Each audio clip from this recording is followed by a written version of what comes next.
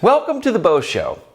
The southern border of the United States with Mexico has long been a hot topic. Immigration has become a sensitive subject because it pits the logical argument of maintaining a common sense border with the emotional argument of empathy for those just seeking a better life. President Donald Trump was at the nexus of all of this, as his zero tolerance policy put him at odds with Democrats who tried to paint the president out to be cruel and heartless. President Trump enforced Title 42 of U.S. Code, which suspends immigration and asylum on the basis of a national health crisis, such as the ongoing COVID-19 pandemic. This curbs some of the possible spread of infection that could be brought in by immigrants from all areas of the world, who know that the southern border is the best bet since it has been relatively porous up until the Trump administration. Trump's policy saw an aggressive border stance that also rounded up hundreds of MS-13 gang members, a highly violent and lethal gang originating in El Salvador.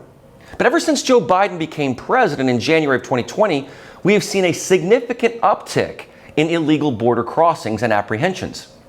One of the first major blunders of the Biden administration was this border surge. Immigrants saw Biden as someone who was giving them the green light to America. And drug smugglers, cartels, and human traffickers licked their chops at a ripe opportunity. In fact, human trafficking became just as lucrative, if not more lucrative, than drug trafficking. There are actually two types of human trafficking. One is sex trafficking, where people are exploited and coerced or forced into sex acts. The second type is labor trafficking, which is involuntary labor or modern-day slavery. Stats show that the trafficking industry profits at $32 billion annually. Age 12 to 14 is the average age of recruitment into sex trafficking. Many drug dealers began working as human traffickers because of the immense profit. In an article by Barbie Nadeau for The Guardian, she describes how the mafia in Italy infiltrated the refugee asylum system there for major profit. More profitable than drugs, in fact. The same is happening at the southern border here. Human trafficking is the world's third largest crime. And with so many Ukrainians also now in Mexico trying to seek asylum in the United States, especially women and children, the trafficking possibilities are way up. Many immigrants were not even tested for COVID upon entry. Back in September, Press Secretary Jen Psaki was asked why illegal immigrants were not being required to test or to get the vaccine, as about everyone else has been forced or persuaded to do. You may remember that about 12,000 Haitians were camping out under a bridge near Del Rio, Texas last September. Here's what Psaki said. Is somebody asking the foreign nationals who are walking into Del Rio, Texas and setting up camps on this side of the border for proof of vaccination or a negative COVID test? Well, first of all, I can readdress for you or re-talk you through what steps we take. That is the policy for people who fly into the country. So if somebody walks into the country right across the river, does somebody ask them to see their vaccination card? Well, let me explain to you again, Peter, how our process works. As individuals come across the border, and they are both assessed for whether they have any symptoms. If they have symptoms, the intention is for them to be quarantined. That is our process. They're not intending to stay here for a lengthy period of time. I don't think it's the same thing. It's not the same thing. These are individuals, as we've noted and as we've been discussed. We are expelling individuals based on Title 42. Specifically because of COVID, because we want to prevent a scenario where large numbers of people are gathering, posing a threat to the community and also to the migrants themselves. So those are the policies that we put in place, in large part because, again, the CDC continues to recommend Title 42 be in place given we're facing a global pandemic.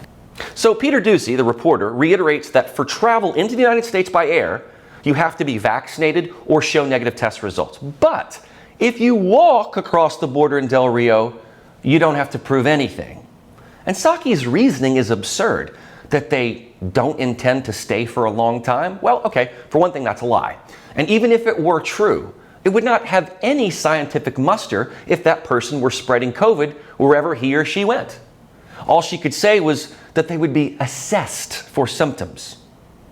Last time I checked, any international travel into the United States required much more than that. The Biden administration required roughly 2/3 of the American workforce to take an experimental COVID vaccine, but does not require it of those who want asylum or status here from other countries. That is an ass-backwards policy. 2021 saw 1.6 million apprehensions of migrants and 1.1 million expulsions, levels which have not been seen in 20 years. In spite of this, Department of Homeland Security data show that 21% of those apprehended were released into the United States under humanitarian parole with a notice to report sometime down the road. That's a significant number of immigrants. And remember that they were never tested for COVID or required to get a vaccine. And because unaccompanied minors were exempted from Title 42 expulsion, the number of unaccompanied children crossing vastly increased, which is both dangerous and ripe for trafficking. And I'm sure you remember when the mainstream media went wild over the possibility that some border agents down in Texas had whipped Haitian immigrants. Watch this. Hey, no.